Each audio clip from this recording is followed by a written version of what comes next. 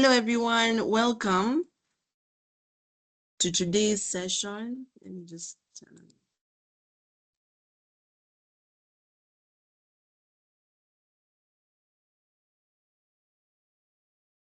So welcome everyone to the day 3 of ASEC's Learning Week series. And today we're learning about from AI curiosity to business impact, practical AI strategies for SMEs and ecosystem builders.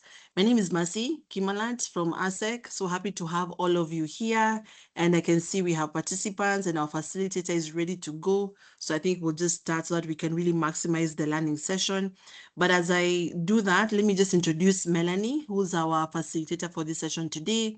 She's a Partnerships and Programs Director for Chesa STEM Ed, where she leads strategic collaborations that expand access to AI, digital and technology skills across Africa. She's a seasoned marketing strategist and a partnerships leader with over 20 years of experience in brand growth, business development, and digital transformation. Melanie has held senior leadership roles at Airtel, Econet Wireless, and Go My Code, driving market expansion and also impactful partnerships. She's also very passionate about equipping young people and professionals with future-ready skills while connecting industry, academia, and government to really accelerate Africa's digital economy. What a fantastic facilitator, what an experience. Melanie, we're so happy to have you here and being part of our facilitators who are going to take us through this session today. So allow me to introduce you to come on the floor and run the session. Karibu sana.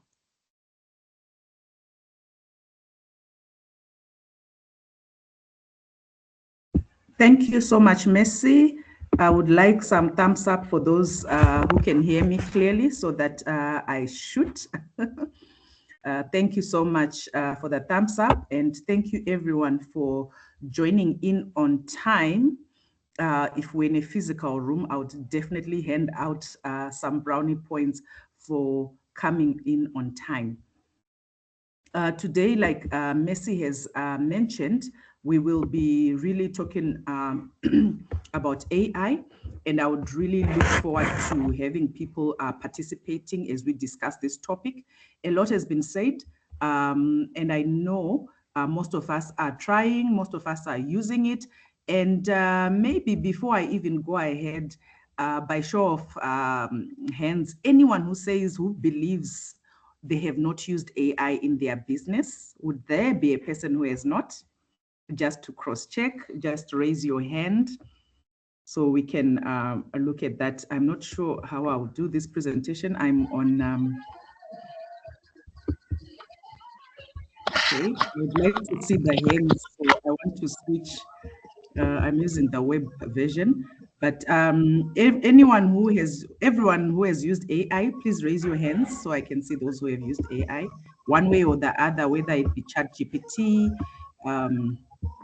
or anything else. Please show by raise of hand. Okay, great. Okay, I see those hands. Awesome. So to proceed, there are two things. You have people who are still not using AI and they're doing it all manually. Your business replies to WhatsApp all the way into the evening. You are writing every quote from a blank page. You are trying to chase unpaid invoices. Marketing posts are happening as and when you are free because you are very busy or your business is very busy. And you find that you are in a season where even work rarely finishes. You are just, feeling like you're behind time. And then you have someone who's running their business and they're able to, respond to WhatsApps in record seconds. They're able to generate a proposal quickly.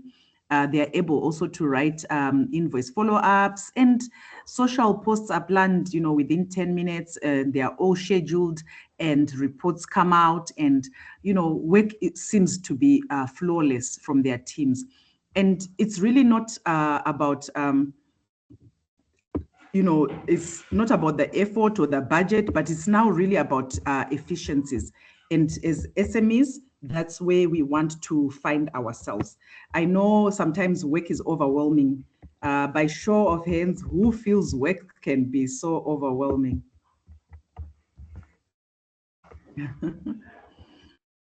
Now, the issue of AI, it's just no longer a technology that came. It's no longer something that you're just going to conferences and sitting, but it's now a productivity conversation that you should be having at least once a week or twice a week with your teams or with the people you work with.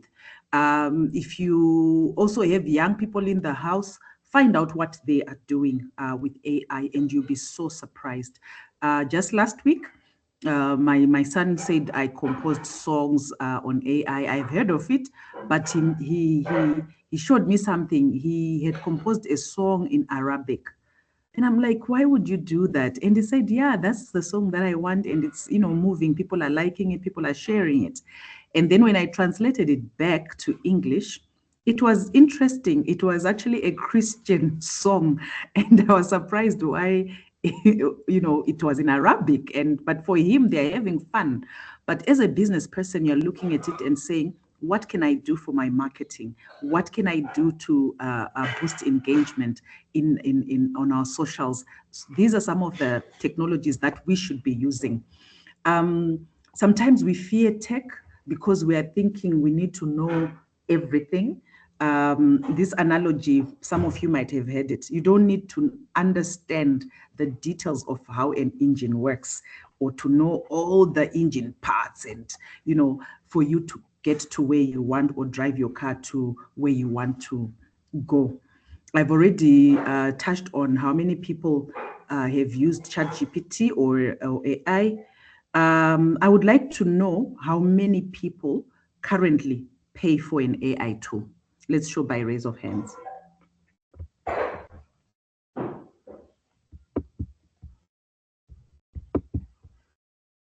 I've not seen, okay, two hands are up. All right. Interesting.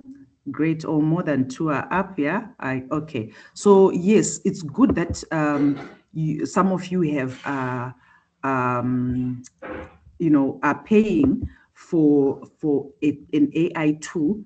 Why I say it is good from my perspective as an SME, I believe that your AI is your assistant. Whatever you're paying, it's how much would you have paid someone full time for the same work that AI is doing for you. So those are the things that you could be looking at. Oh, how much could it be of your time that you would have tried to replicate yourself fast enough to be able to achieve what you want to achieve? I believe all of us have done prompts, maybe on the issue of AI policies. Start thinking around them as an SME or even for yourself to say, what is my policy as I use AI? And then as my team members use AI on our own information, our documents, what is our policy on it? So you need to start thinking around that, start preparing it so that you amplify it in your whole organization. And I believe AI is part of our daily work. Now, it's important for us to have a bit of context why AI matters today. 88% of organizations are using AI, at least in one business function.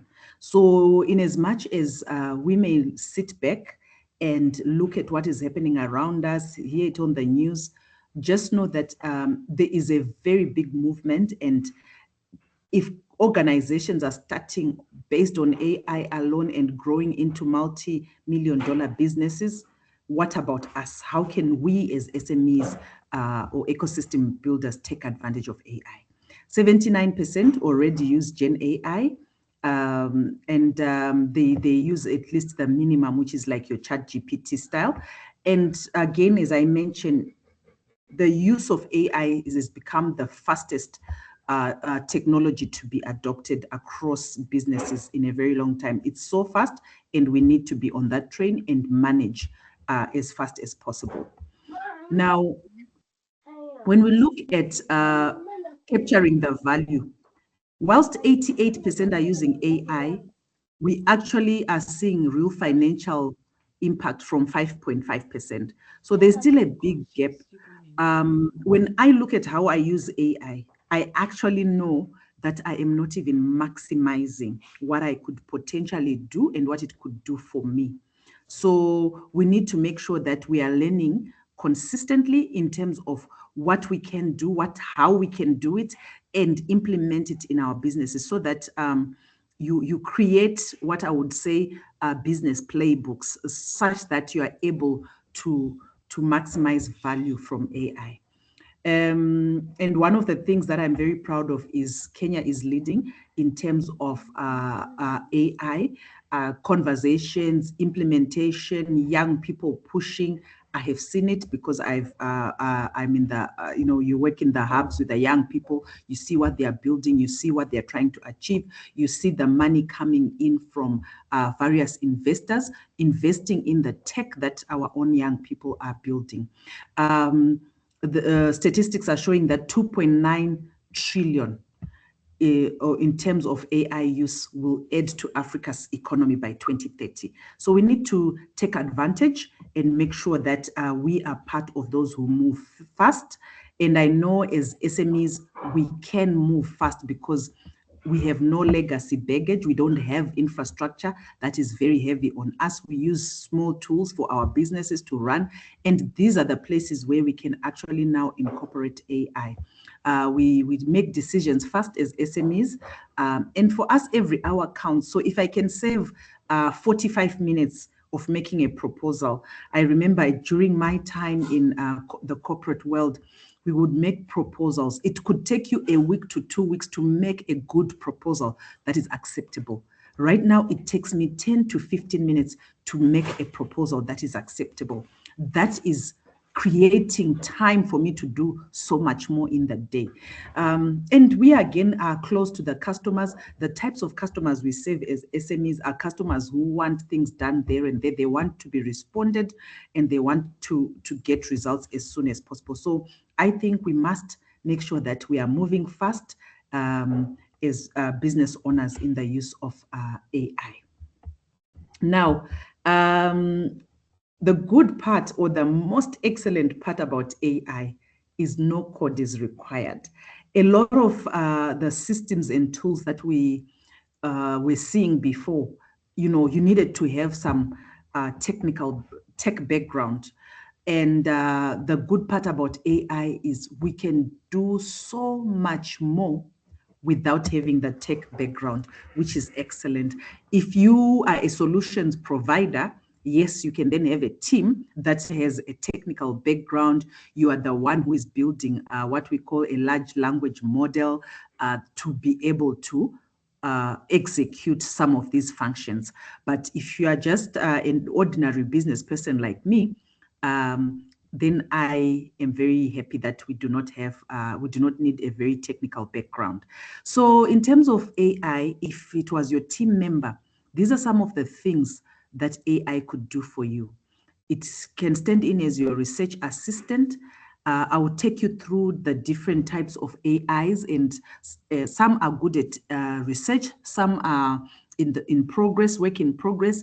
And even when you look at your AI, there are versions. When I say versions, when you open AI, it will show you, for example, it will say Claude 2.3. It's very important to understand what that means, what 2.3 can do for you. And if it says 2.5, what can 2.5 do for you? Why is it now at 2.5? Why was it made? There are different things. You can get outdated information if you use an older version. So you are using 1 point something, it could have outdated information. However, 1 point something might, in another GPT or AI tool, it might not mean it's outdated, but a newer version might just mean that it does complex work. So you need to understand when you're using or paying for your AI, what you're doing, what you're paying for, and which version is used for what. So it's very important. On an ordinary Claude, you can do design work, but now there is Claude Design, which can do so much more for your design and different graphic elements, and so forth. So there will be a difference. And if you use the ordinary maybe Claude to do your design, you find that what we call tokens go faster. And then you find if you're using the free version, it says wait until tomorrow. So you must understand how to really use and maximize your AI.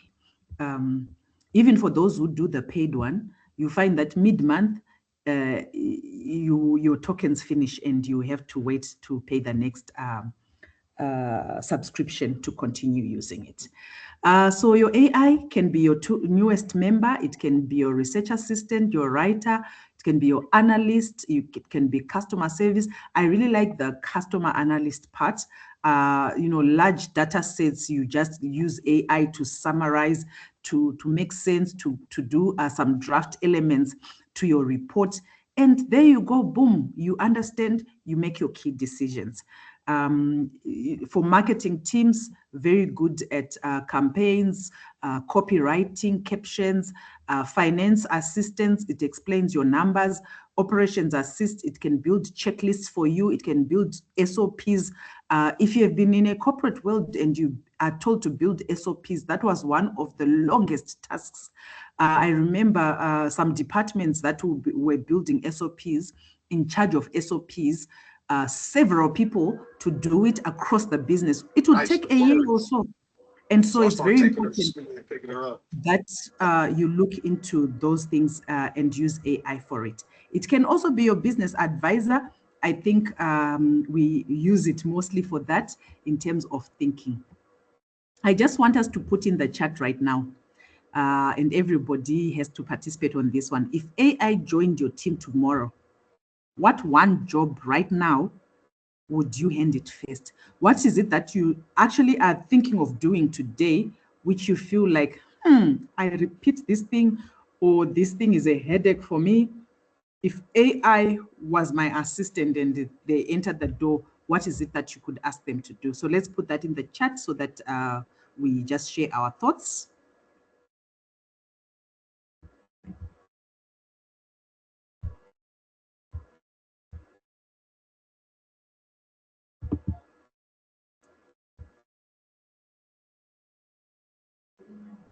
I am looking for the charts. Okay, someone says help plan marketing campaigns.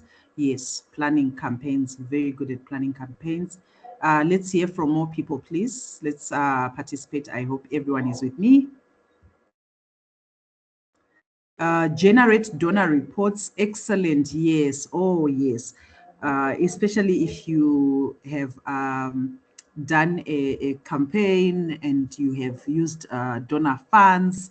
Yeah.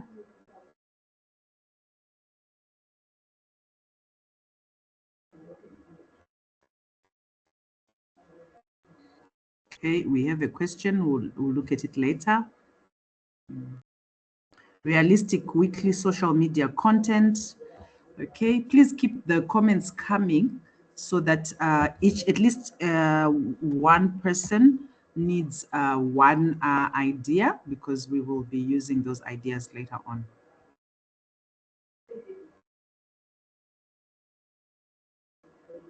Okay. Now, when I look at AI, whilst it can do a lot of things, some of the simple things that it could do for us is reply to inquiries. It could write proposals. It could run social media ads. You could use it to chase up invoices. You could ask it to do your reports. You can ask to do research, do a market research, and so forth. There is a lot that can be done. Just yesterday, me and my son were experimenting. We were doing like web development the usual manual way. And then we went into Claude and asked it to do a form for us. And boom, it ran the code. It was quite good. We read the code, and then we pasted the code in our tool. And boom, it was there in 2 seconds. We were so excited. Not that we didn't know that Claude is doing it now, but it's because we just had not done it. and we had just not done it. Now that we can, it's so easy to just build a website in a very short time. That's all I can tell you, in a very, very short time. So we need to harness some of those skills. Now, I'm just going to talk about some areas which I've already touched mostly on them, where you can make sure that you sweat AI if you're an SME or if you run an organization. Make sure you're sweating your AI tool in terms of marketing, in terms of sales, especially doing quotations and follow-ups. In terms of customer service, I think most businesses like using the WhatsApp chat bot. You really feed it all the correct information, how to respond. Finance, administration part, a lot of executive assistants use it for note taking. The good part about note taking now is it will not take, it will pick the key actions. It will schedule. If you are connected to a calendar, it will schedule those tasks for you. If you connect it to your CRM, it will set reminders. You can do so much more. For HR, I've used it also for job profiling, doing JDs. I've used it even for shortlisting. Operations, procurement, comparing quotations and suppliers, doing reporting, and also compliance. You don't have to do everything. You just want to start bit by bit with the things that you want to reduce the time that it takes you. So you need to do your personal audit around it. And some of the, when we look at what other organizations are doing, they are managing to plow back around 14 hours. And 14 hours in a week is really, really good in terms of freeing up your time and your people's time so that you do more in that space. I know of organizations right now that are claiming that before half year, they've already done double what they did last year, and they attribute it to AI. Now, one of the things that we all must learn, and I'm excited in that we do have a prompt engineering program that we run for individuals. It's a 2-hour, masterclass where you can join and learn how to do prompt engineering. Very important. One, it will cost you more if you are using, especially even the paid AI, or even if you are using the non-paid AI, you find that it will cost you more when you don't know how to prompt well. And the more you prompt sometimes, the more your AI tool gets confused. So if you don't learn those tactics, if you don't learn those tips and tricks, you find that you feel like AI is there, but it's not that good. No, people overrate it.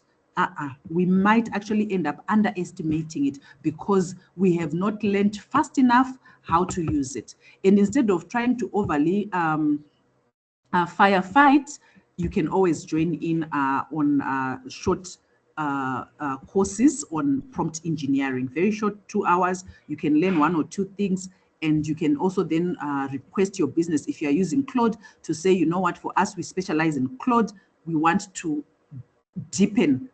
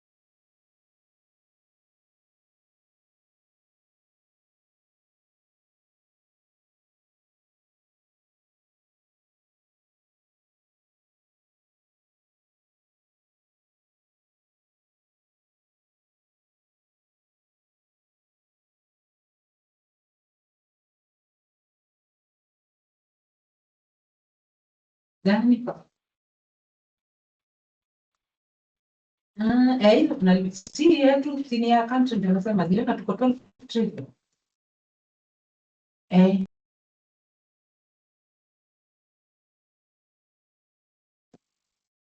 Hi, Melanie. I don't know. We can't seem to hear you.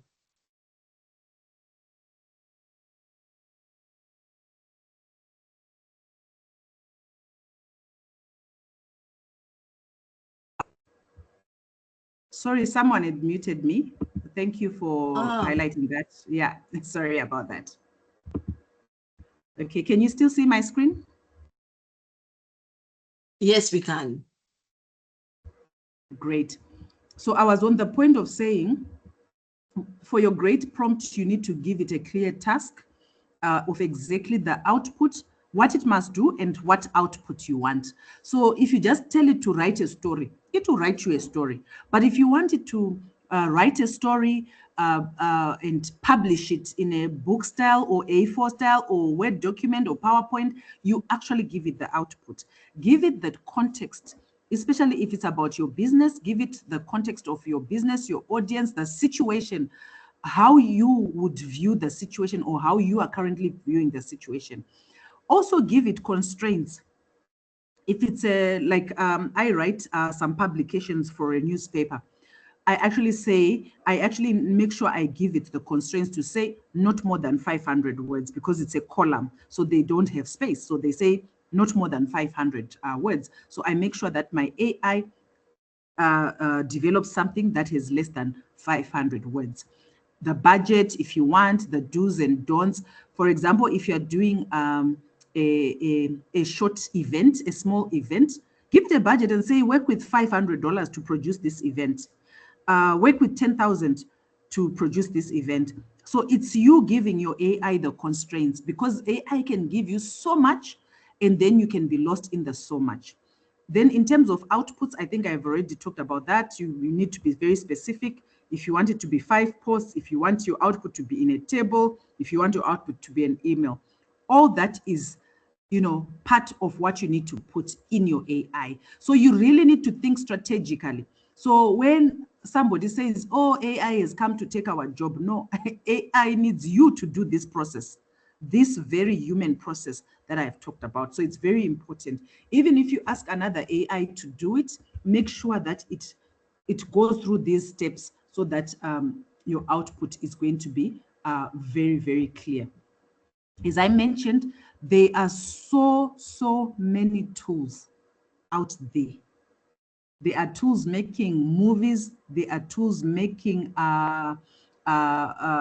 books. There are tools. There are many tools. But I know a lot of us, especially in the business circles, we know of our Chat GPT. We know of our Claude.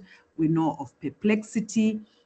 Perplexity is very good at research and citations. If you want something, especially for those who are in the NGO world, this can be your friend if you're looking for good sources and resources and citing those resources. And if you are doing your PhDs, Perplexity is also very good. We also have Google Gemini, which is in most Google tools right now. it can do research for you, it can do tasks across the Google Workspace. That's the very good part of using Google Gemini. Those who are using Microsoft services, I think we have seen Copilot coming up everywhere, from Power BI, from our Excel. It's there to help you. Just look at experimenting and learning what it does. If you find that you've got a huge Excel sheet and you want AI to help you, just go onto YouTube and check for exactly what you want assistance in. And then when you see that demo, come back to your Excel sheet and sort out that data. You find that it will happen in 5-10 seconds. You have your information. Now, Canva AI is also very good. We use it in our business for design and all the stuff that we're doing. Gamma is very good in presentations. Notebook LM is also very good. If you've got training material, for example, that you want to use with your teams and everything, you just put it in your notebook and you tell it to create a simple training manual for new people. Your onboarding will just be so easy because the person just goes, you just sent that training to all the new employees. They listen and read and whatever, and it's done for you by Notebook LM. It's very good. Fireflies, I think one of the note takers. CapCut AI, a lot of people using social media use it, even kids use it, and so forth. So there are many AI Sorry, tools. Melanie. Yes. Yeah, are you sharing your screen? Because I think we can't see. Okay. Just reshare. Let me reshare again.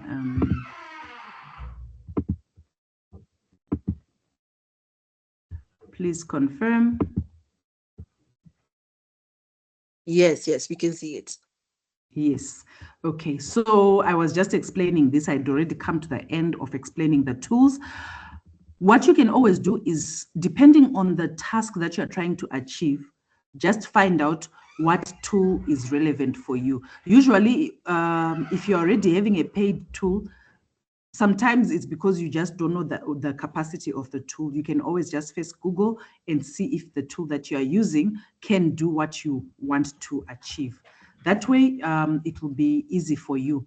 Now, I just want us to do a small 3-minute audit. You can pick your own business, or you can pick any of the things that are here: bakery, a law firm, a pharma consulting firm, retail shop, an NGO.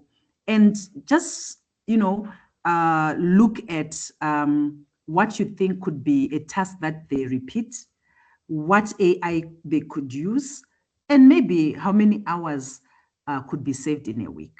Just give it a thought, just a minute.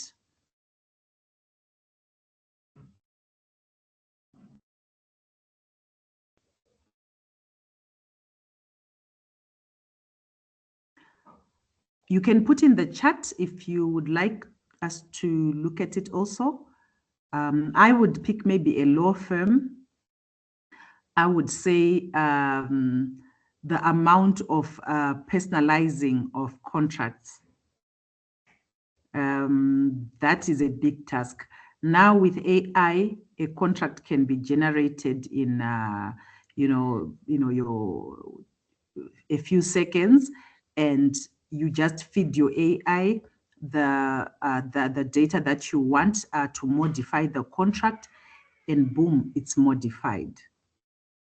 Prior to AI, we would take a lot of back and forth in modifying clauses, and then by the time it's being signed, the other party also wants to make sure that there's no clause that has been changed, and so forth. Now AI can do that for us, and I think this is like 6 to 10 hours a week clawed back. Okay. So you can do this with any part of your organization, any department where you can decide to do a short audit. Now, one thing that could go wrong, which I know you will not do because we have gone through this session, is trying to chase too many tools. The other thing which we must never do is to trust AI blindly. I'll tell you about AI. AI is a yes man. If you did not know, try it. Try and say that I have decided to run a campaign because my sales are low. It will say absolutely right. So AI is a yes man. If you trust it blindly, you'll be misled.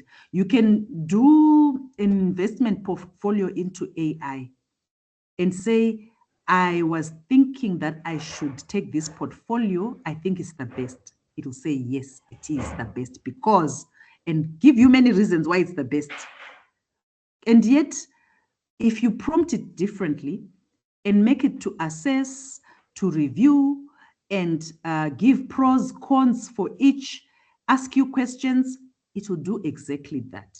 So you as the human person, you need to always be reading through thoroughly, asking yourself that did you not mislead or go ahead of your AI to get this input? Very, very important for all of you and anyone in your department. Ignoring data privacy. Someone had asked in the a question around it. Never paste client or personal secrets in AI. If you are not paying for AI, you are the product. How AI came to be, for those who may dig deep, and why there are lawsuits that go left, right, and center in the US is because all our data has been used one way or the other. Anything that we used free, your Gmails, how we write, how we speak, a lot of it has been used to make these AIs. Right now, there was a discussion around AI taking books and building information around around things like your maths, your physics, everything. You know, AI can actually prepare your physics handbook or your physics exam and stuff like that. Where did all that information come from? So issues have been brought to the surface to say people harvested information. Now, someone who wrote their book might be feeling like, now my book was taken and all that. Sometimes you can't even have the power to sue or whatever. You're here in Africa, but when you put in your information, it comes out. Yeah. So please do not put personal information or something you do not want it to surface elsewhere, because that is the environment we are in. There is no one can do anything once it leaks. That's it. We have an AI recently on the news that popped out apparently from their sandbox where they were testing into a company, and it caused havoc. That is happening today. So even as I speak today, this information on my laptop and everything, someone is using it. As long as I am on the internet, we need to be very careful on what we put in our AI. That's why I was saying at the beginning, start thinking of AI policy, how you do it. What you pay for, read the terms and conditions. If you pay for it and you still feel like you need to protect your data, change the names, change a few data points, change this and that, so that when you put in your AI, you're getting out and you are repolishing your own stuff yourself. Yeah. Sometimes we also are so fearful that we don't want to experiment with AI. This is where we are overtaken. By the time another organization tells you about what they are doing, you're like, I didn't know. But you didn't know, yet you had AI in front of you and you decided not to experiment. It's very important to give room to yourself to experiment. The other thing is about lazy prompts. Now you know how to do a good prompt. Human view, very important after every output to check. And it's important for you to have an AI policy.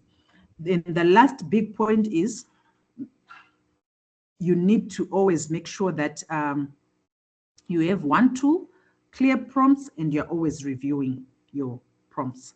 Now, if you are in the side of ecosystem builders, which could be, you and me again, depending on where you are. You can use AI for program delivery.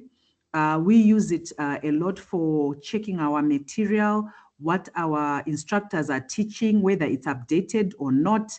We check, we use AI. For mentorship, if you're preparing notes, better matchmaking, use AI for these things: grant writing, research, reporting, and monitoring and evaluation. You can do that from your data which you have collected in the field. Communications, newsletters, posts, and updates. I use it for the newspaper articles that I do. Learning design, you can also do that.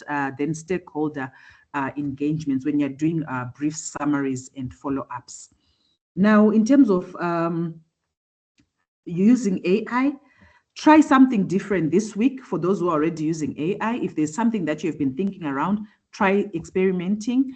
And then use your prompt library. When I say prompt library, create prompts before, because it's a process. So you also need to invest a little bit of time in preparing good prompts, preparing contexts, so that you are able to achieve what you want to achieve. Share it with your team. Don't get AI for yourself and want to pretend like you're doing everything excellently. Share with your team members so that they also adopt AI and are using it well in your organization. So this is simple, the same that I've just talked about. What is important is to make sure now that after you have tried this, you can measure to say, are we doing better? Are we doing more outputs? Are we being more productive? See the things that took you 2 days, 3 days. If you're now doing it in a shorter space of time, acknowledge it to say, guys, I'm happy that we are now able to do so much more in our businesses. So as I conclude, and I would want to show you something in Claude. I just want to conclude by saying the businesses that thrive won't be those with the biggest budgets right now. So even if you are feeling like you're a small entity, a medium entity, you have a good playing field set before you. So it will be those that are able to learn fast. And one question to carry home is, what is the repetitive task that you will stop doing manually this week? Think about it. Even if it feels like it's difficult, believe you me, somewhere, there's a solution for it via AI. Thank you very much. So we can have more questions coming in the chat, whilst I want to just show you how you can also use Claude. I'll just give you a tip on that. Jackie says, in this case, data management and data security should be part of AI training and capacity building for firms, especially those in highly competitive environments. Yes, that is very, very true. We need to inform our people about data security. We must have that training constantly. And we even need to put in guardrails and policies that make sure that there is quality data security within our firms. Very, very critical. I want to show you Claude. Let me share my screen. These are just the tips that I had also touched on to say, once you learn prompt engineering, it's very, very important. I hope you can see. So this is me asking, what's cooking, Mel? So I can decide to go the strategy route. I can create, I can write, I can learn, and I can even link my Google Drive into Claude so that it can work for me. Like, for example, if I've got my financial, my monthly finances, I have them in a Google Drive or folder. I link it with my Claude, and it does my monthly analysis, and does the tables in terms of expenses, that it can be done by linking your file, right? And if you want to minimize, the tokens running out quickly, you can choose to say, I'll use Opus High, yeah, or you can use Fable. Yeah, Fable is actually paid, and this one is really doing a lot of complex work. If you want to use that in your business, and then you've got complex tasks again from Opus 5. There's Sonnet, most efficient for everyday tasks. There's Haiku 4.5 for quick answers. Yeah. So all this you need to just check depending on which AI you are using. So this is for Claude. ChatGPT has its own naming regime and stuff like that. But this helps you in terms of maximizing your output and efficiency versus expiring your tokens. What's also important is, let's say you've got big chunks of work like I do, you come to what is called projects. Projects are easy in that you are able to create a new project and put context into your AI, a lot of it. Because if you try and put context in this new chat, your tokens finish fast. Now, let's say I come to agreements, for example. Yeah. Today, I can say I want to do an agreement between myself and ASEC, and then I give it the terminology. But here, I can give it instructions, the guidelines, or the full information that I want this agreement to contain. I can give it and save my instructions. Then from there, I can put files, right? Can you see that I've got a Google Drive here, which is my brand identity, which means when my document comes out, it will come out with my logo, it will come out with the tone of the business, etc. Everything will come out perfect because I've already put the files in there. If you try to do this context on just on your chat, it takes time for it to read each word and everything. Before you know, it says your tokens are out. So when you put it in here instead, it helps keep the context. You will not keep repeating it because I've already put it. So my brand identity will never change. So whatever I come and do here in terms of agreements, it will always put my brand identity, my logo, etc. And run. So you can do that. You can create as many projects. If it's paid, you can do as many projects. If it's not paid, you can do up to 3 projects. Yeah. So there's a lot that you can do in terms of Claude. I just wanted to just show you. There's also what is called core work. This is where you actually do a lot of it. This is where it's now like your everyday assistant, if you want. So you can learn about core work, and then you can also do this. Oh, I clicked on it. Sorry about that. You can also do. Sorry, I keep clicking design. You can also do design. So I'll have to skip that. Right. So you can also do design work. If you are someone who is into design, you can build plans and stuff like that. So that's what I just wanted to show you for today. Any more questions, please feel free. But back to you, Mercy. This is the end of my presentation today. A round of applause for Melanie. Thank you so much for that informative session. I don't know if there were any questions on the floor. Please feel free to unmute and then just ask. It can be questions, comments, or even other tools that you found that are useful. Could be what the discussions we are seeing, that AI is really one. It's a sinking ship. Like many investors are putting a lot of money into the AI infrastructure, but what's the guarantee that they'll actually be able to reap it out later on? Yeah. Yeah. So let me just leave the floor open for any questions or comments.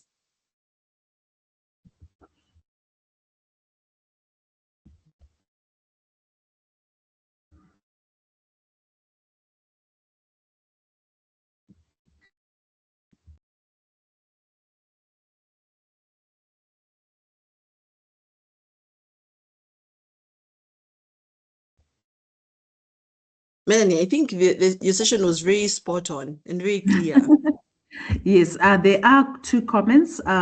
Susan says on privacy, it would help to change the settings to the effect that your data is not being used to train other subsequent models. Yes, you can do that.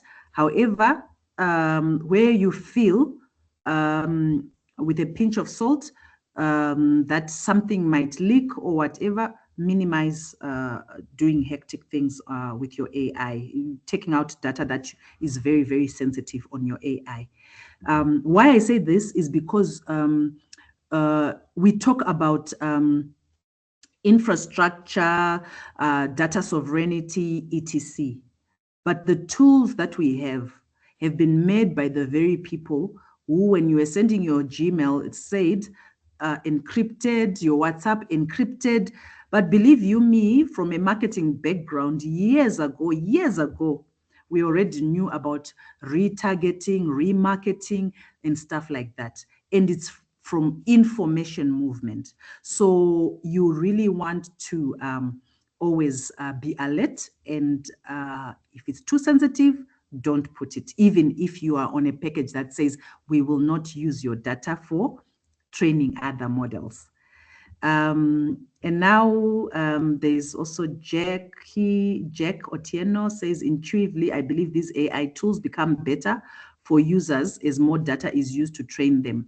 This implies that it is helpful for any user's data should be included in the pool for training. Yes, this is where you are putting the context. So when you put context, your AI learns more about that situation or that environment. You can put context about your personal career, and the more it learns about you, the more it proposes for you jobs to apply, better jobs to apply, key skills to learn, etc. So the more context you give, the more it learns. If you don't feed your AI, it will not learn. Now, some of the AIs, like I said, you see the fact that they are coming up with versions, it means they keep pumping into the AI new stuff. And then after a while, they need to, like in quotes, refresh, and then they bring out a newer version. Or the current version, they just refresh it and say it has now more information. So some AIs, if you ask it about information that relates to 2026, it might not be trained for it. It might not have the data for it. So it will give you information from 2025 going backwards. So these are the things that are happening in the background in terms of making AI learn and being contextual. How would one select which AI tool to use for a specific task, say proposal writing? So most AIs would be able to do proposal writing. For your research, it would be your Perplexity, like we mentioned, and then your ChatGPT can still do a good proposal. Your Claude can still do a good proposal. However, it's about the context. It's about your input, the how you input for a proposal writing, for example, depends on the complexity of your proposal. So you really need to give a lot of context. You need to give even examples. You need to give sometimes, if you have an idea of your framework that is acceptable in your industry, you also give it the framework, the guideline to use.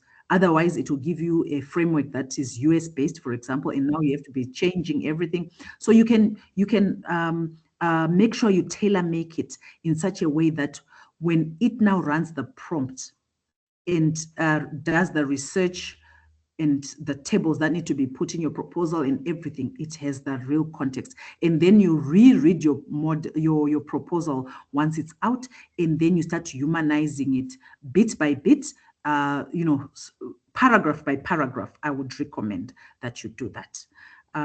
Your company logo is enough to expose your privacy. Yes.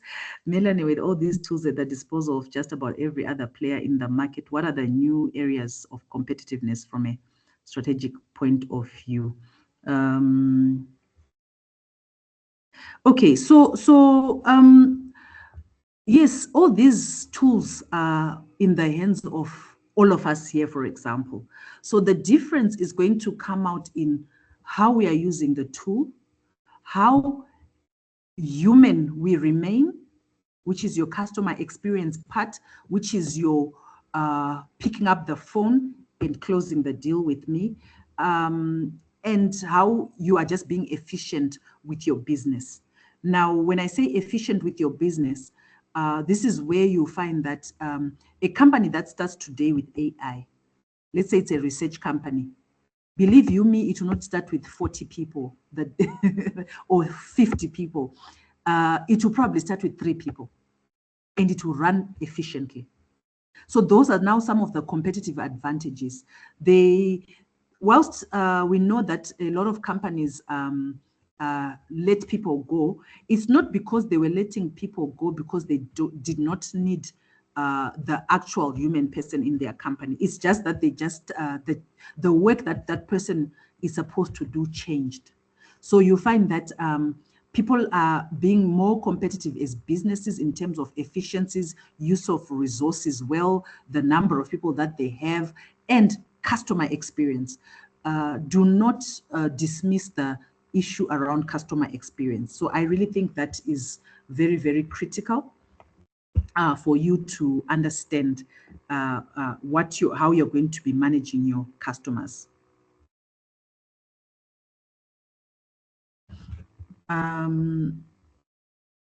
Okay. All right. Yes. Thanks, Susan, for that. Someone who had asked which AI tool to use. Susan is also suggesting you could start by Googling what tools are best for your specific tasks. Say 3 best tools, try them out, then use the advice from Melanie. Okay. Thank you for that. All right. Back to you, Messi.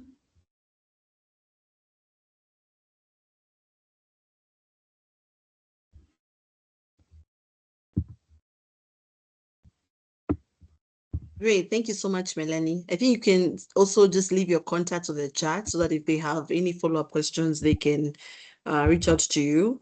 We will be sending you a feedback form that will help us just give us feedback on how the session was and also what else you'd like to see. But I think we've actually started on the right foot. As ASEC, our theme for the year is technology for society. So how do we harmonize data, AI, and governance to really build an inclusive and progressive ecosystem? And so one of the things that we'll be doing is a lot of capacity building. The Kenyan government is actually drafting the national AI policy, and actually they're doing public participation now. So please do check out on our social media pages for that so that you can also contribute, because these are some of the things that now will shape how the next 10 years or the next generation actually might look like with emerging technologies, which is also exciting, but at the same time also it might, how do you make sure we reduce on the harm part of technology, but the opportunities are bountiless, and Kenyans with technology, we are always number one on that.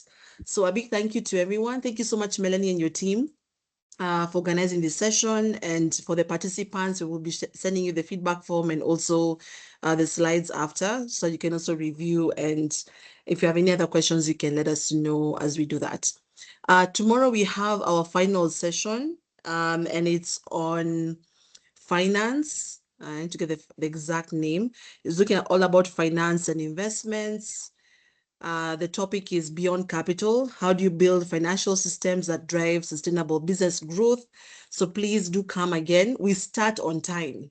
By 11:30 a.m. we start on time, so we finish on time, and also we can respect your time as well, because we know it's in between your day. So please do join in at 11:30 a.m. so that you can also be part of that session where we look at all things finance and investment related, and actually how you can also plan your sustainable financial growth and also help you increase your impact as you scale to different markets or explore new customers. So thank you so much, everyone, and have a lovely afternoon. Goodbye.